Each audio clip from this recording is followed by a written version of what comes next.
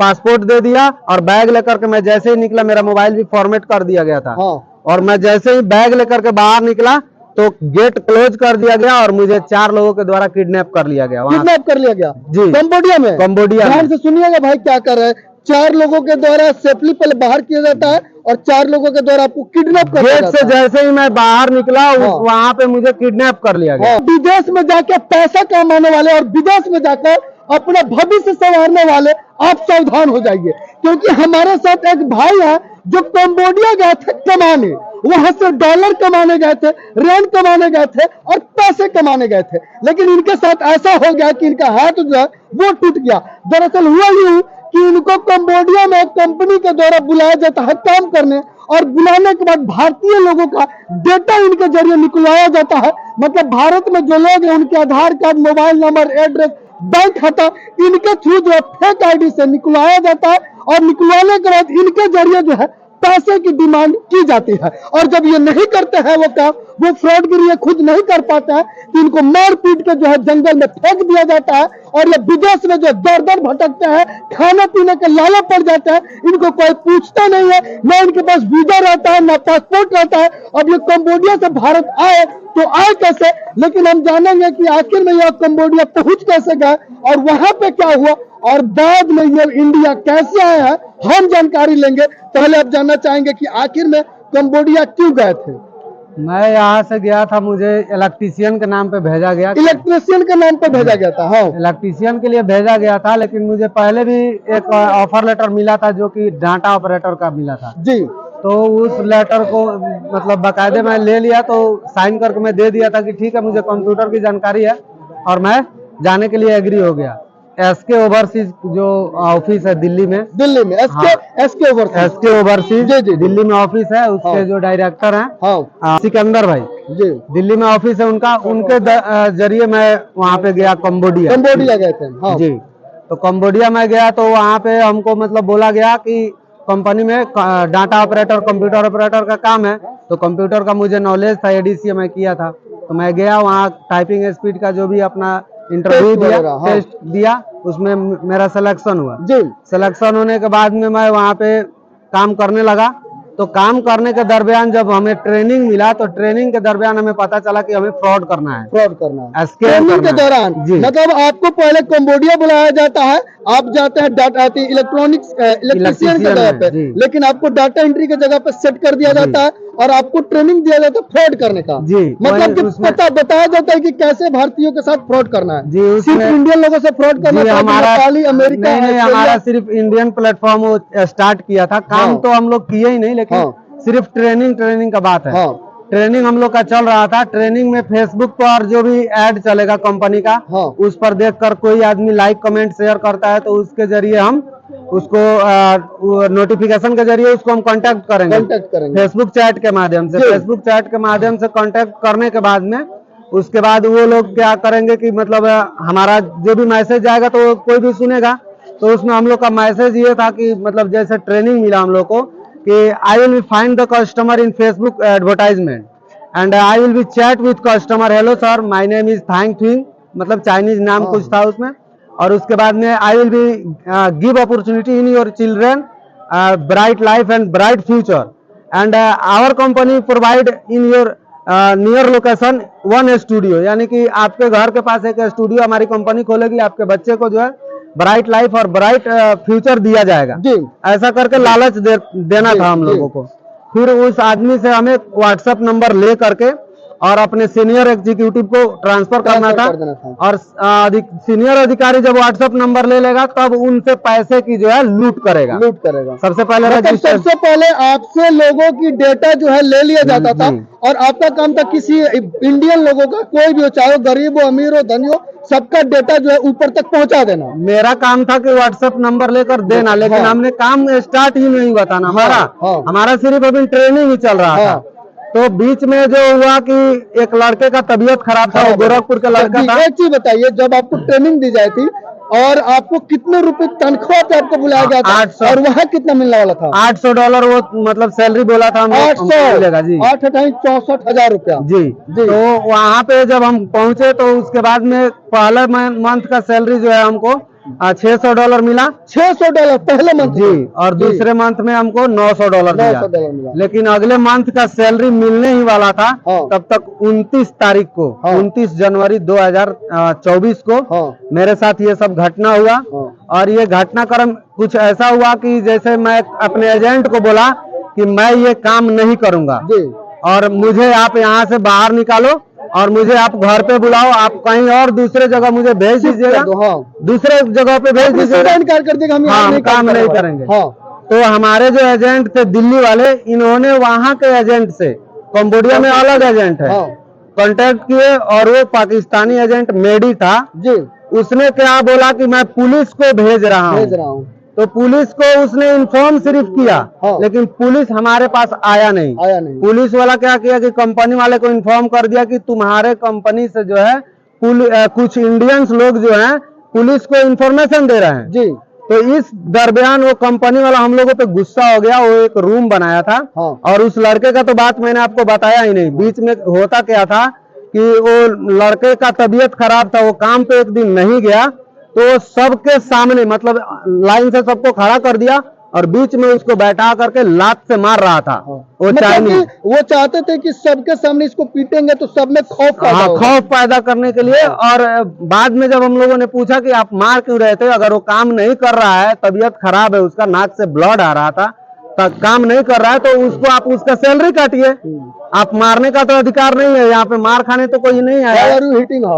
तो उसके बाद में हम लोग क्या बोले कि मैं बहुत डर गया। मैं अपने एजेंट को बोला कि आप मुझे बुलाइए, मैं बाकी लोगों को नहीं जानता हूँ, मुझे आप यहाँ से निकालिए। उसके बाद मेरे एजेंट ये सब बात किए तो पुलिस को भेजा नहीं मेडी। वो क्या किया कि पुलिस को सिर्फ इन्फॉर्म किया और पुलिस जो है वहाँ पे आई नहीं जी। कहाँ? कंबोडिया में पुलिस नहीं आई हमारे पास। वो चाइनीज कंपनी वाला को इन्फॉर्मेशन दे दिया। हमें बताइए और दर्शकों को जरा बताइए, हमारे जितने भी मित्र बंधु वीडियो देख रहे हैं, जो सपना देख रहे हैं विदेश में जाकर कमाने के लिए, डॉलर छापने के लिए, उनको बताइए आखिर कब लगा कि आपके साथ फ्रॉड हो रहा है या आप लोगों के साथ गलत काम करने वाले हैं? या जब हम कंपनी में एंट्री कर गए थे, जब हमारा सिलेक्शन हो गया था, उसके 8 दिन के बाद में हमारा ट्रेनिंग स्टार्ट हुआ, क्योंकि 8 दिन तक वहाँ पे बैठा के खिलाया हम लोगों को खूब। हाँ, खाना पीना में कोई कमी नहीं। मेहमान नवाजी जो है, अब बकरी का हलाल करने से पहले मेहमान नवाजी खूब हुआ। उसके बाद में हमें जब ट्रेनिंग मिलना स्टार्ट हुआ, स्क्रिप्ट लिख करके हम लोगों को मिला, तब हमें पता चला कि नहीं, ये गलत काम है। लेकिन हम लोगों को उस कंपनी में जो जैसे ही एंट्री हुआ, तो जो एजेंट वहाँ का है मेडी को जो है $2,000 से $3,000 एक बंदे के पीछे मिला। मात्र 2,000 से 3,000 मात्र नहीं हुआ वो भैया, कम से कम उसको मान के चलिए इंडिया का 1.5 से 2.5 लाख रुपए के करीब में उसको 1,60,000 हाँ एक आदमी के पीछे उसको मिलता है। तो कंपनी वाला हम लोगों को छोड़ नहीं रहा था। और हम यूँ समझिए कि जो मेडी पाकिस्तानी का था वो आपको इंडिया से बुला के कंबोडिया में समझिए बेच दिया। हाँ। उसके बाद में जो है हम लोग मतलब अगर बोल देते कि हम काम नहीं करेंगे, कंपनी वाले से बोल देते कि हम काम नहीं करेंगे, तो उसी दिन हम लोगों को मार दिया जाता जान से। जी। और एक चीज बताइए, आपका जो देख रहे हैं ये उंगली और हाथ जो है ये प्लास्टर हुआ है, इसकी क्या कहानी है, ये कैसे हुआ? इसकी कहानी ये है कि जब यही बात हुआ ना, तो वो कंपनी वाला को पता चल गया कि ये लोग पुलिस को इन्फॉर्मेशन दे रहा है। तो वो क्या किया कि पुलिस के सामने सेफली निकालने का नाटक किया। फोटो हम लोगों का खींच लिया, पीछे से पासपोर्ट दे दिया और बैग लेकर के मैं जैसे ही निकला, मेरा मोबाइल भी फॉर्मेट कर दिया गया था। और मैं जैसे ही बैग लेकर के बाहर निकला तो गेट क्लोज कर दिया गया और मुझे 4 लोगों के द्वारा किडनैप कर लिया गया। किडनैप कर लिया गया जी, कंबोडिया में। ध्यान से सुनिएगा भाई क्या कर रहे हैं। 4 लोगों के द्वारा सेफली पहले बाहर किया जाता है और 4 लोगों के द्वारा आपको किडनैप कर दिया जाता है। गेट से जैसे ही मैं बाहर निकला वहाँ पे मुझे किडनैप कर लिया गया। और वहाँ रास्ते में मतलब लगातार वो लोग मारते हुए लेकर के गए। एक बंदा जो था इस पे मेरे पैर से दबाया था, सीट के नीचे। एक बंदा जो था इस पे मेरे छाती पे लात से दबा करके और सीट के नीचे दबाए थे, स्टिक रखे थे, उसमें करंट मार रहा था और सटा के मुझे करंट बार बार दे रहे थे और बार बार मुझे लात से हाथ से मारते हुए तकरीबन 10 किलोमीटर दूर तक मुझे लेकर के गए, जहाँ कोई भी मतलब घर द्वार कुछ नहीं था। वहाँ सिर्फ मिट्टी वाला रास्ता था और एक साइड में पोखरा था और एक साइड में नाला था, जैसे मतलब नहर था। वहाँ पे मुझे फेंक दिया बाहर और फिर मुझे मारने लगे। मेरे घुटने पर यहाँ पूरा मतलब छेद हो गया था, पूरा हड्डी फूट गया था मेरा। हाँ, ये मेरे हाथ का जो है ये टूटा हुआ पहले से हाथ है, लेकिन इस पर इतना बड़ा फूल गया था, ये हाथ मेरा सीधा नहीं हो रहा था। मेरा ये उंगली टूट गया था, ऊपर हो गया था टूट करके। ठीक है, तो मैं थोड़ा देर के लिए शांत हो गया और उसके बाद में उन लोगों को लगा कि ये मर गया है, तो मुझे छोड़ करके वो लोग मेरा बैग वहीं पे फेंक दिया और मेरा मोबाइल जो है वो लेकर के वो लोग भाग गए वहां से। फिर मैं उठा और उठ करके मैं देखा कि आसपास तो कुछ दिखाई ही नहीं दे रहा था, तो मैं बार बार मोबाइल ढूंढ रहा था कि बैग मेरा फेंक दिया तो मोबाइल भी फेंक दिया होगा, लेकिन नहीं मिल रहा था। फिर मैं मतलब सोचा कि अब क्या करूं, अब कहाँ जाऊं, मैं तो मर ही रहा हूं। जब आपको मार पीट के उन्होंने फेंक दिया तो फिर अब भारत कैसे लौट पाए? वही कहानी बता रहा हूँ मैं आपको। तो फिर मुझे बहुत ज्यादा प्यास लगा था, वहीं मैं पोखरा में पानी पिया। पोखर में पानी? हाँ, पोखरा में इस हाथ से उठा करके मैं पानी पिया, ये उंगली तो टूट चुका था। फिर मैं बैग खोला, अपना गमछा निकाला, इसी कलर का गमछा भी था मेरा, उससे फाड़ करके मैं इस उंगली को सीधा किया और बांध दिया इसको। और बांधने के बाद में मैं बैग उठाया, भगवान का नाम लिया कि भगवान अब जहाँ लेके चलो मुझे।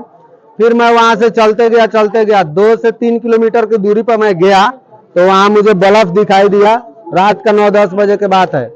मैं वहां गया तो देखा 3 लोग बैठ के खाना खा रहे थे, कंबोडियन लोग थे। मैं खून से पूरा लथपथ था, वो लोग मुझे देखे तो डर गए।